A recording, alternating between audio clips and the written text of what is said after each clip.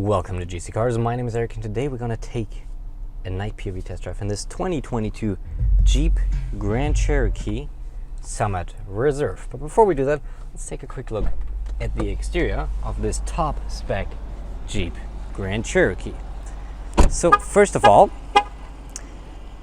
the front, of course, the headlights and the new grille and this all new generation of Grand Cherokee. But what do we want to do in this this POV test drive? Well, we want to do four things. First of all, we're going to test the headlights and the high beams and see how well they illuminate the road.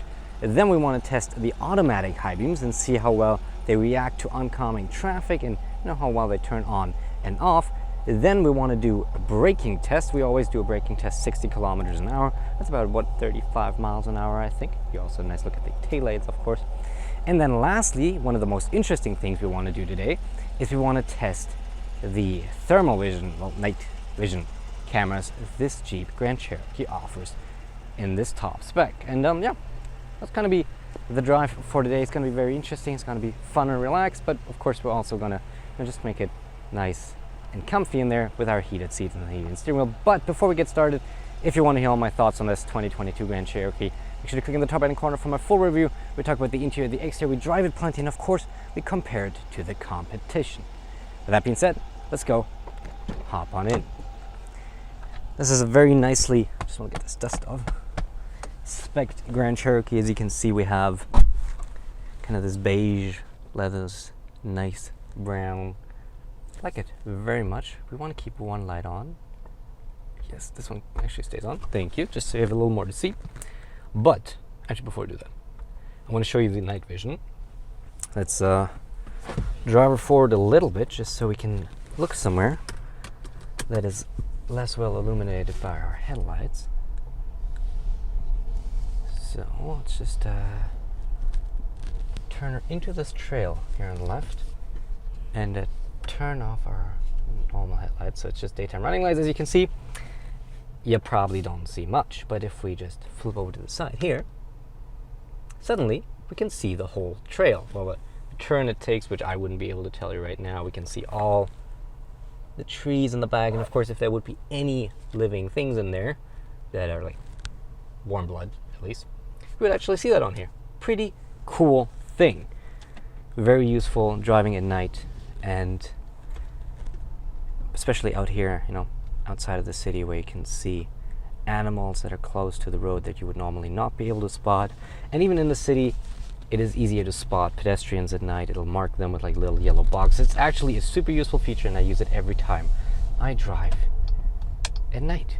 But for now, we keep that enabled, and we want to merge on this road.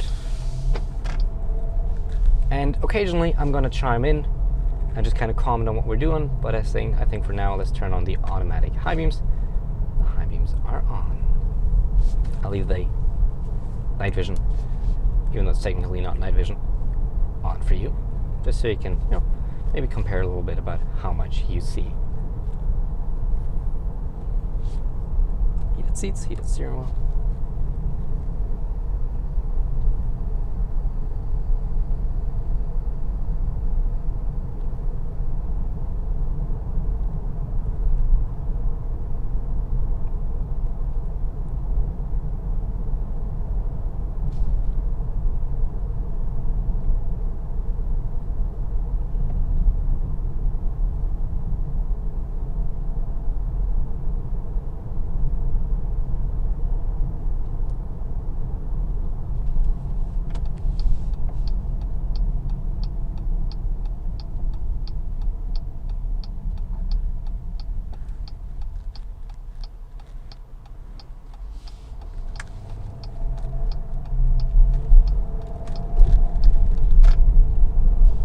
As you've seen in the stats, we do have the optional V8, the HEMI 5.7 liter V8. Just as a little information tidbit.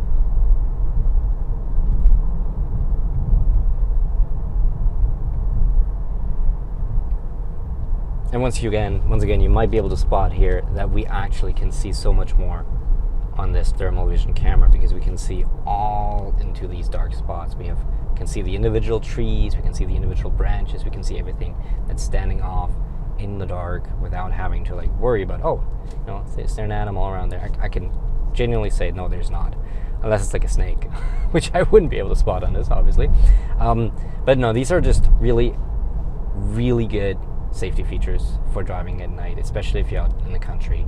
I highly recommend speccing one of these if you can, in whatever car you drive, and get it. Like, be it this Jeep Grand Cherokee, but of course there's other vehicles that also offer similar systems.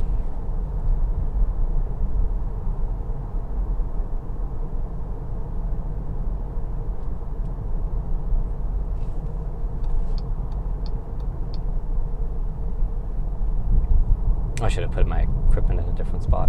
It's not going to get jumbled full when we're going to do the braking test, but whatever.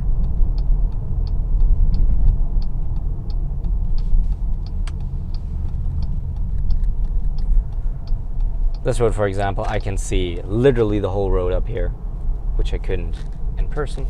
And let's compare high beams to no high beams, high beams, no high beams, high beams, and no high beams. Pretty straightforward, but let's do a braking test. 60 kilometers an hour, and once we're on the flat part here by that tree, we're gonna slam on the brakes.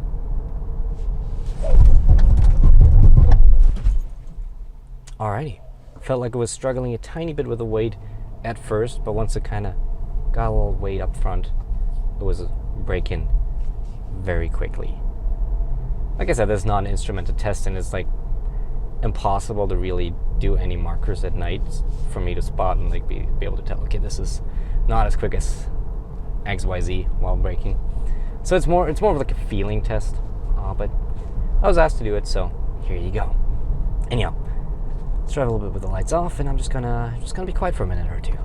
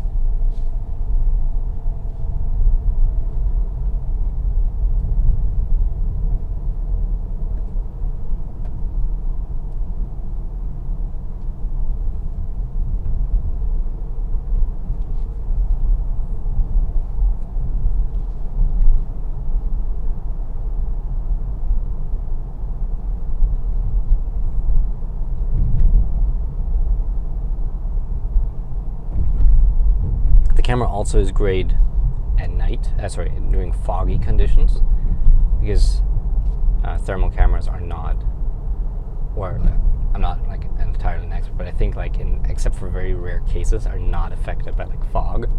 So even if you can barely see in the fog, with these cameras you can literally see like a mile up ahead, something like that. Like, you're a lot safer. So if you find yourself on the highway and suddenly it gets very, very foggy, this might potentially save your life.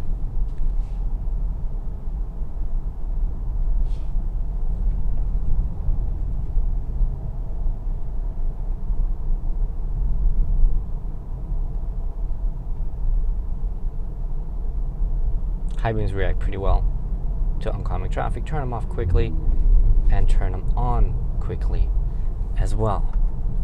Let's turn on these lights again, as I was talking about turning things on, and it doesn't seem like we have any wildlife out near the road here today. We've had it happen previously in other POV test drives, but I'm not complaining. It would have just been like an interesting coincidence if we had like, I don't know, a raccoon off to the sides or anything. We'd be able to spot it first in our gauge cluster compared to just trying to like visually see it with our headlights.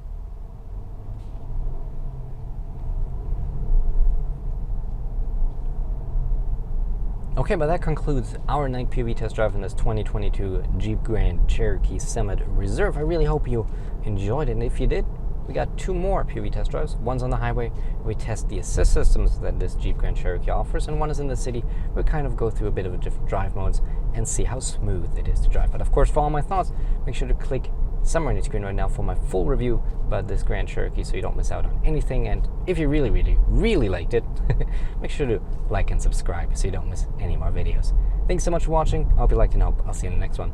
Thank you and goodbye.